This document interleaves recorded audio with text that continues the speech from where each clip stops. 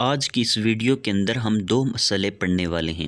Number 1، نسوار لگانے سے وضو ٹوٹتا ہے یا نہیں، اور نمبر 2، بے وضو شخص کا جنازے کو کندھا دینا کیسا۔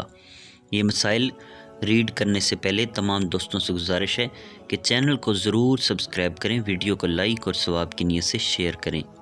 سوال: کیا منہ میں نسوار رکھنے سے وضو ٹوٹ جاتا ہے؟ جواب: منہ میں نسوار رکھنے سے وضو نہیں ٹوٹتا، البتہ اس میں بدبو ہوتی ہے۔ اسے استعمال کرنے کے بعد اچھی طرح منہ صاف کر کے مسجد میں جانا ہے۔ اگر منہ سے بدبو آ رہی ہو تو مسجد میں جانا حرام ہے۔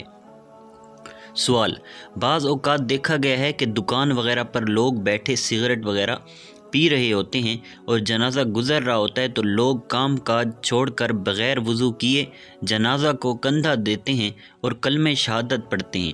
کیا یہ جائز ہے یا وضو کا ہونا ضروری ہے؟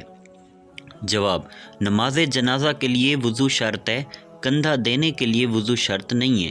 بے وضو یعنی جس شخص کا وضو نہیں ہے وہ جنازے کو کندھا دے تو یہ جائز ہے، البتہ سگریٹ پینے یا کسی اور وجہ سے منہ میں بدبو ہے تو ایسی صورت میں منہ کو صاف کر کے ذکر و اذکار، درود پاک یا کلمہ شہادت وغیرہ پڑھنا چاہیے۔